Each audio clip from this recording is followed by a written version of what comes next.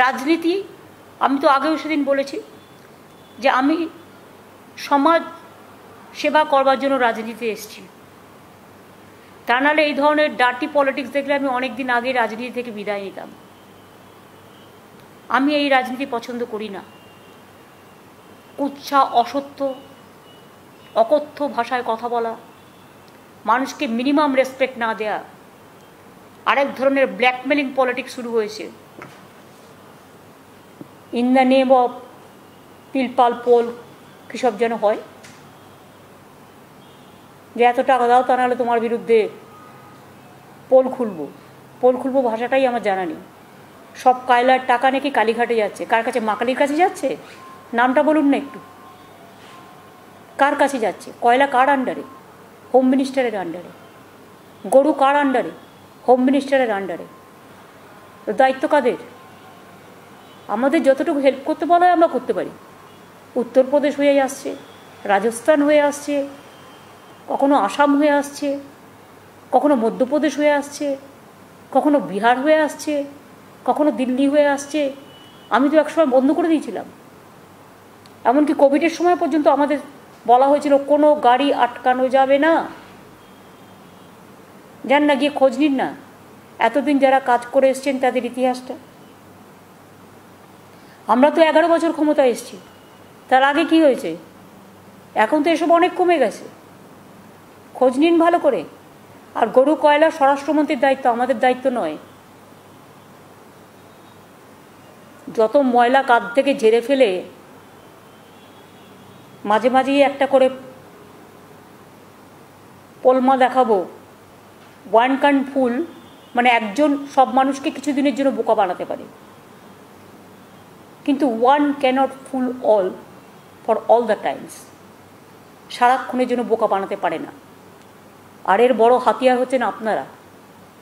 Sorry, আমি একটু outspoken, আমি সামনে মিটিংয়েই বলি, যেভাবে টিভিতে আপনারা তথ্যের নামে, কোনো তথ্য নেই, without evidence, it's a crime, সবচেয়ে বেশি ভুল আপনারা করেন।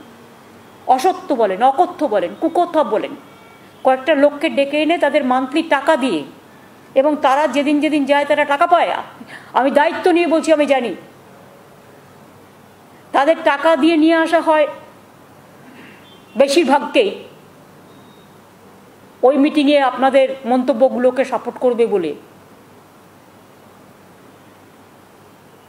তাদের দিয়ে যা ইচ্ছে বলেই বলেন, সূত্রে জানা গেছে। তথ্য ছাড়া সূত্র হয়? তাহলে আমাদের বেলায় যদি সূত্র হয়, তা আপনাদের বেলায় কি এটা কি মলমূত্র হয় না? অর্ধসত্র কথা আপনারা উইদাউট এভিডেন্স বলবেন যখন যা ইচ্ছে তাই। যাকে তাকে চোর বানিয়ে দিচ্ছেন, যাকে তাকে কলুষিত করবার চেষ্টা করছেন। একবার ভেবে দেখছেন না আপনার নিজের সম্মান নেই, আপনার নিজের পরিবার নেই? উইদাউট এভিডেন্স এই কোয়েশ্চেন যদি আপনাকে কেউ করে, আপনার কটা বাড়ি, কটা গাড়ি, কত টাকা, কত পরিবার, কত পরিবারের মেম্বার? যে একা থাকে তার একজনই পরিবার, সে আর তার স্ত্রী। যার দুটো ছেলে মেয়ে আছে তার 4 জনের পরিবার। যাদের যৌথ পরিবার, তাদের একসাথে 10টা ভাই বোন আছে, তারা আগে তো তাই ছিল যৌথ পরিবার। এখন তো সবাই আলাদা আলাদা হয়ে গেছে, সময়ের অভাবে, জায়গার অভাবে। এটা তাদের নিজস্বতা, তবুও সবাই কিন্তু সবার সাথে একটা সুন্দর সম্পর্ক মেনটেন করে। তৃণমূল কংগ্রেস পরিবারটাকে কলঙ্কিত করবার চেষ্টা করবেন না, তাহলে কিন্তু আমরা ছেড়ে কথা বলবো না। আমরা কারো খাইও না, কারো পড়িও না। শুধু মানুষকে ভালোবাসি বলে এত কাদা ঘাটার পরেও যে মানুষটা আমি সারা জীবন জেনে শুনে কোনো অন্যায় করিনি, এমনকি আমি একটা মশাও মারতে ভয় পাই, ডেড বডির ছবি দেখি না, রক্ত হানাহানি আমি দেখতেই চাই না। পরিচিত লোক মারা গেলে তার ডেড বডিটা দেখতে যাই না, দূর থেকে দেখি, অনেক সময় যাইও না। যেভাবে আমাকে অপমানিত করছেন আপনারা দিনের পর দিন, এবং আমার দলটাকে, সিপিএম থেকেও অনেক মানুষ আমাদের দলে এসছেন, কংগ্রেস থেকেও অনেক মানুষ আমাদের দলে এসছেন, বিজেপি থেকেও অনেক মানুষ এসছেন, আর তৃণমূল কংগ্রেসের নিজস্ব একটা বাহিনী তো আছেই প্রথম থেকে, যেদিন থেকে আমরা লড়াইটা করেছি। সিপিএমের 34 বছরের একটা আলমারি দেখান তো, সব কিছু পাওয়া যাবে তথ্য। কোথায় গেল? একটু বিকাশবাবুকে বলুন না, হাইকোর্টে আমাদের চোর ডাকাত না বলে, তিনি শুধু তার আমলে বার্থ সার্টিফিকেট নিয়ে একটা ডিটেলস জানাবেন কি হলফনামা দিয়ে? শুধু একটা কথা বললাম, ববি তো এখন মেয়র হয়েছে, জল জমলে রাস্তায় দাঁড়িয়ে থাকে আধঘাটু জলে। উনি যখন মেয়র ছিলেন 4 দিন 5 দিন, আপনাদের রেকর্ডগুলো বের করে দেখুন না, উনি কলকাতায় থাকতেন না। আজকে বড় বড় কথা। কাজেই লেবু কচলাতে কচলাতে কিন্তু তেতো হয়। আজকে আপনি আমার পরিবারকে নোটিশ করলে আমি তাতে ভীত নই, সন্ত্রস্ত নই। আমি আমার মতো আইনত লড়বো, যদিও জানি আইনত লড়াটাও এখন খুব কঠিন। এই জায়গাটাতেও বিজেপির ইন্টারফিয়ারেন্স খুব বেশি হচ্ছে, বাট আইনের প্রতি আমার শ্রদ্ধা আছে। কোথাও না কোথাও বিচার হবে, এটা আমি বিশ্বাস করি। অন্তত আর কোথাও না হলেও জনগণের কাছে হবে। কৈফিয়ত তাদের কাছে যাইতে পারছেন না যারা দেশ বেচে দিচ্ছে পুরো। গ্যাসের এত দাম বাড়ালেন, টাকাগুলো গেল কোথায়? যখন দাম কমলো পেট্রোলের, তখন আপনারা বাড়ালেন বারবার করে, সে টাকাগুলো গেল কোথায়? এখন তো মুড়ি প্যাকেট কিনতে গেলেও জিএসটি দিতে হয়। আমাদের প্রাপ্য টাকা আমাদের দেন না। এখন তো একটাই ট্যাক্স, জিএসটি। সব টাকাটা তুলে নিয়ে যাচ্ছেন রাজ্য থেকে, অথচ রাজ্যের ভাগের টাকাটা আপনারা দিচ্ছেন না। আমরা তো ভিক্ষা চাইছি না, আমরা আমাদের প্রাপ্যটা চাইছি। সেখানে আমি মিট করে প্রধানমন্ত্রীর সাথে কথা বলতে গেলে বিজেপির লোকাল এই সমস্ত ধিতাং ধিতাং করে নাচে যেগুলো, সেগুলো বলে বেড়ায়, ধাই কিরিকিরিগুলো, সেগুলো বলে বেড়ায় আমি সেটিং করতে গেছি।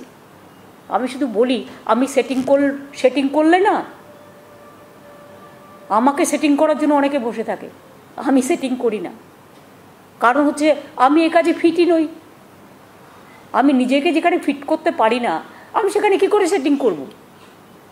আর আমি সেটিং করতে পারিনি বলেই তো সিপিএমের 34 বছরে অনেক কংগ্রেস নেতাও মাথা নত করে দিয়েছে, আমি করতে পারিনি। তাই আমার মাথা থেকে পা, চোখ থেকে ব্রেন, এমন কোনো জায়গা নেই যেটা ক্ষতবিক্ষত নয়, যে মারেনি। আর বিজেপি যার না গিয়ে খোঁজ নিন, রাজস্থানে কী হচ্ছে, সরি মধ্যপ্রদেশে কী হচ্ছে, ইউপিতে কী হচ্ছে, যেখানে যেখানে তারা ক্ষমতায় আছে কি হচ্ছে। কোনো মানুষ বিচার পায়? রোজই তো বিলকিস কাণ্ড হচ্ছে। বিলকিস বানু কাণ্ড তো একটা নয়, কিষানদের আন্দোলনেও গুলি চালিয়ে দিয়ে মারা হচ্ছে, সে মন্ত্রী তো গ্রেপ্তার হয় না। সুব্রত মুখার্জি মারা গেলেন, বলুন তো, যখন ছবিটা দেখি না লজ্জায় লাগে আর আটকে উঠি। যে লোকটা দীর্ঘদিন ধরে রাজনীতি করে, সব রাজনীতিবিদ খারাপ নয়। এখনও মনে রাখবেন, সব রাজনীতিবিদ খারাপ হলে দেশবন্ধু চিত্তরঞ্জন দাসের মতো মানুষ আসতেন না রাজনীতিতে, নেতাজি সুভাষচন্দ্র বোসের মতো মানুষ আসতেন না। অনেক রাজনীতিবিদ খারাপ নয়। হ্যাঁ, সব জায়গাতে আবার সবটা ভালো নয়। 0.1% খারাপ তো সব জায়গায় থাকতে পারে। আপনাদের সাংবাদিকদের মধ্যে নেই? আপনারা আমাদের পরিবারের সব হিসেব চাইছেন? আমরা তো হিসেব দিই ইলেকশন কমিশনকে, আমরা তো ইনকাম ট্যাক্স দিই। আমি তো সেদিনকে বইয়ের রয়্যালটির যে টাকা, আর কোনো মাইনে তো আমি নিই না। আমি তো প্রায়, আপনারা একটু কাউন্ট করে দেখুন না ভারতবর্ষে কেউ করেছে কিনা। আমি যে 12 লক্ষ টাকা, আমি যে 1 লক্ষ টাকা করে প্রতি মাসে পেনশন পাই, 7 বছর এমপি ছিলাম, এই 7 বার পার্লামেন্টের। 2, আমি অ্যাজ এ চিফ মিনিস্টার সব কিছু নিয়ে নিশ্চয়ই 3-3.5 লক্ষ টাকা হবে। 12 বছর 1 পয়সাও নিইনি, কোনোদিন 1 পয়সা চায়ের পর্যন্ত পয়সা নিইনি। কত কোটি টাকা হলো? অন্তত 5-6 কোটি টাকা তো হোয়াইট মানি হবে, যে মানি আমি আমার প্রাপ্য, আমি সরকারি হিসেব থেকে পাই, সরকার থেকে, কিন্তু আমি নিইনি। আর আপনাদের কাছে আমাকে কৈফিয়ত দিতে হবে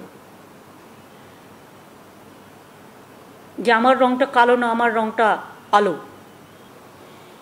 যাদের রং কয়লা, তারাই বেশি কয়লা কয়লা করে। কেন সামলাতে পারেন না? পরপর বিএসএফ কতজনকে গুলি করে মারলো, মহিলাদের ধর্ষণ করলো, এরাই তো দায়িত্বে ছিল। সিআইএসএফ তো দায়িত্বে, সিআরপিএফ তো দায়িত্বে, এসএসবি তো দায়িত্বে। সব টাকা দিল্লিতে নিয়ে যাবে এরা ট্রাঙ্কে করে করে। আর দোষ হবে আমাদের। বাবা, কতদিন মানুষকে ভুল বুঝিয়ে রাখবেন? যে কোনো, শুনুন, আমি অনেক ঘটনা জানি, আমি অনেক মিনিস্ট্রিতে কাজ করেছি। সেন্ট্রাল গভর্নমেন্ট যদি মনে করে কোনো এজেন্সিকে দিয়ে কোথাও কিছু লুকিয়ে রাখবে, ছুপিয়ে রাখবে বা শো করবে বা কাউকে বদনাম করবে, ওদের 1 সেকেন্ড টাকা লাগে, 1 সেকেন্ড টাইম লাগে। ওদের ইলেকশনের টাকা যায় কিসে? ডিস্ট্রিবিউশন হয় কোথার থেকে? কে ওদের হয়ে কোর্টে প্রতিদিন যোগাযোগ রাখে? কেউ কেউ আবার ড্রাফটও করে দেয়। সবাই হয়তো সমান নয়। আমি তো এখনও বলছি বিচার ব্যবস্থায় শেষ জায়গা, যেটা বিশ্বাস করি বলে এখনও মনে করি যে বিচারের জায়গাটা যেন ফুরিয়ে না যায়।